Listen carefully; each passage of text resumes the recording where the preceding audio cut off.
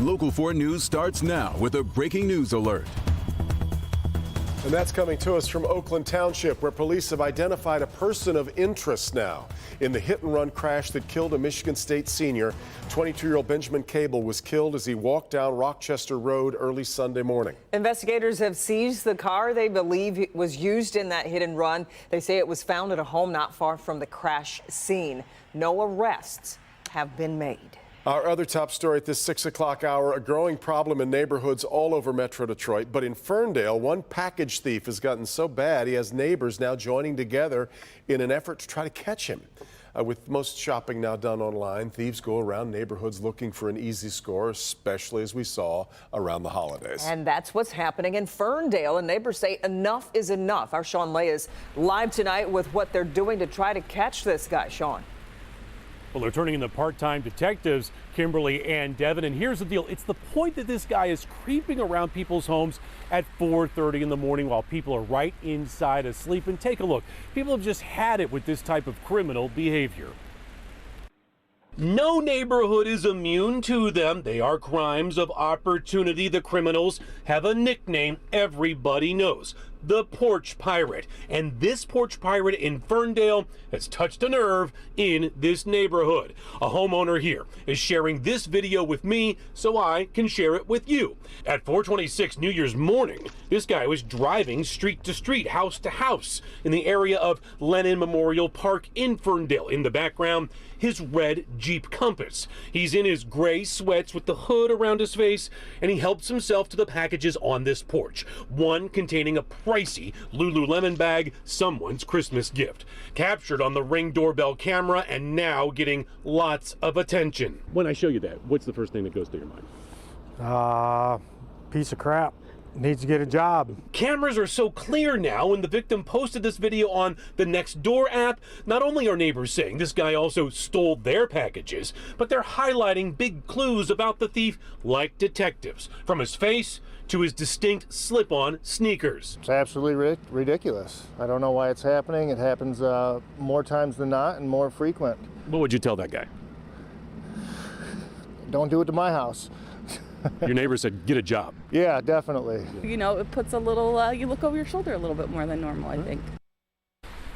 Absolutely. You better believe the homeowner with that Ring doorbell camera took it right to Ferndale police and filed a police report. Others have chimed in saying he took their packages as well.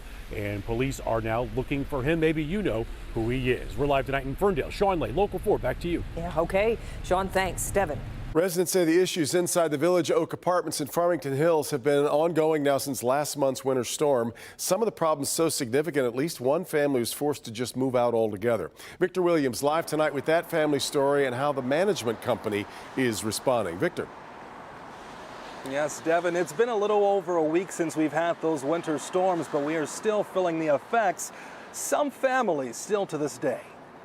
The hallway is flooded, and then water is coming out of the light bulb. Some residents living in this apartment building are continuing to live the aftermath of burst pipes, a nightmare that has been ongoing since Christmas Day. Clean the carpet at least. It's just been fans and paint. It is like a mildew smell. The problem's so bad that some residents like Carla and Vince Carafelli, along with their 1-year-old, ended up moving out. The water came in through our ceiling fan and burst a hole through the ceiling. There was about 2-3 inches of standing water. It had come down the stairs. They say their apartment was one of the worst damaged because it's directly underneath one of the pipes that burst for a second time.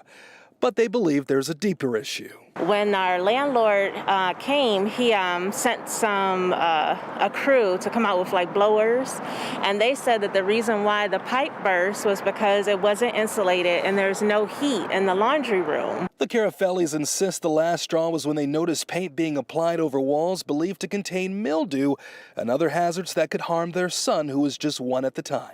We didn't want him to be around that musty smell, that mildew smell, and then, because there's no room in there, because we had to move a lot of our stuff into our own bedroom and into the hallway. Unfortunately, they have had to throw a lot of their items away, but others still living in the complex are hoping and praying for change fast. New carpets for the hallways. If they need to get new drywall, do that, and make sure it's like a mold prevention. type of thing. Do what you got to do to make sure this doesn't happen again.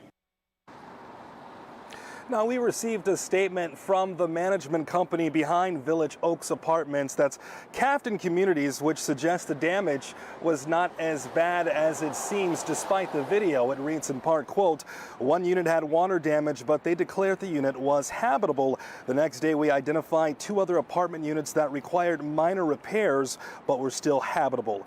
The water damage was largely limited to the laundry room, common hallway, and the affected unit. We are continuing to work on repairs with the goal to have them completed as soon as possible." Victor Williams, Local 4.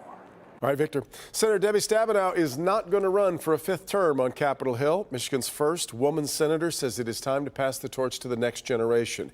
She spent 2 decades serving Michigan in the Senate, rising to the number 3 Democrat on Capitol Hill. Stabenow says she has a lot of work to do, though, before she steps aside in January of 2025.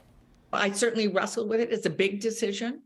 And impacts a lot of people, and so it's a relief. I feel very confident that this is the right thing for me and for my family.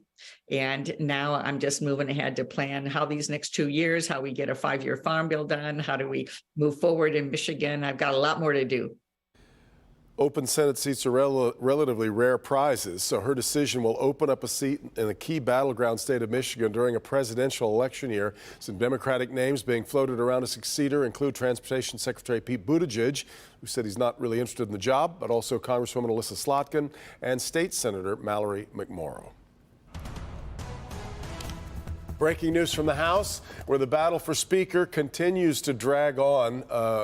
Economist Justin Wolfers just tweeted, "When does this thing go to penalty kicks?" Yeah, it's kind of really. how it feels. Kevin McCarthy has now lost a 10th vote this evening. Just going on and on here. Let's take a live look right now at the House floor. House Republicans remain divided over who should be the Speaker, with 20 far-right members continuing to block McCarthy from the top leadership role. McCarthy offered substantial concessions overnight, including offering the holdouts control of prime committee seats. McCarthy has support of 90% of Republican representatives, and frustrations are growing. I will never vote for Kevin McCarthy. One of our 3 branches of government offline right now. That is a very dangerous thing for our country, and it cannot continue much longer.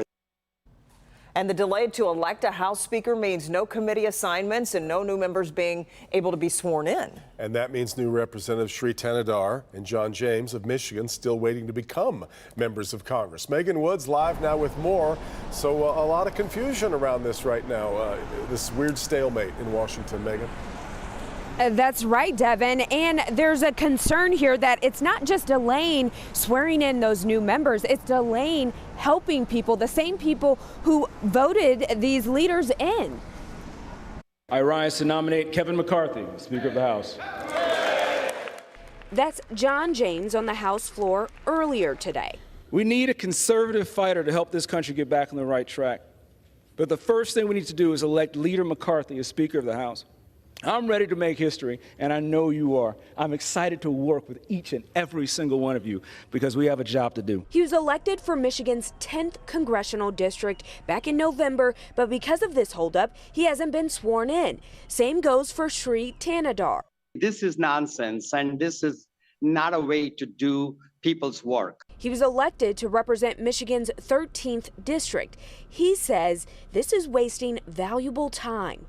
The American people have given them a majority, and that should be honored, and they should elect a leader, and we should move on with things about education, healthcare. There are many critical issues that need to be dealt with, and I'm ready to work. And on top of that, it's creating even more confusion. We don't know whether we are authorized to spend. Can we pay our staff salaries, for example? Can we deal with the departments to get casework done? He also mentioned how disappointing it is. His family flew in to see this big moment, and because of the delays, they're going to have to miss it. But above all else, the people that they're voted in to help, there's a delay there. You heard both of those representatives say that they have work to do, and this is limiting them from starting that. Reporting live, I'm Megan Woods, Local 4. So all right, Megan, we will keep our eye on Capitol Hill here tonight. Updates continuing. An update now on the investigation into who put a noose in the bathroom of a Grosse Pointe Panera restaurant. Police tell us they have identified a suspect, and it is a juvenile. The noose, made of paper towels, was found by employees at the Panera on the corner of Kercheval in the downtown district last week. Police say they're still investigating and charges could be coming. Cooler temperatures moving in ahead of the weekend now. We knew that it was eventually going to happen. Yeah, the other shoe's going to drop here eventually. Forewarned meteorologist Kim Adams tracking some showers out there right now for the evening commute. Kim? Well, and temperatures are key right now because we do have rain, but it's starting to change over to snow in parts of Livingston County, also Ann Arbor, getting a little bit of light snow. As we zoom in for you here, I'll show you that exact rain-snow line. You can see it's still raining in Ann Arbor, but just now starting to get that changeover. It'll take a while before the changeover takes place on the east side, and this is very, very light. On the west side, there could be some totaling up on the grassy areas, but the ground is still relatively warm because temps have been on the mild side. We remain just above freezing in Howell at 34 degrees and in Ann Arbor, but temperatures now that the sun has set will drop rather quickly over the next couple of hours, and we'll see more of that changeover take place. So your evening planner, there will be rain on the east side, snow on the west side. It's very light, but temperatures will drop down through the 30s as we go through the next several hours.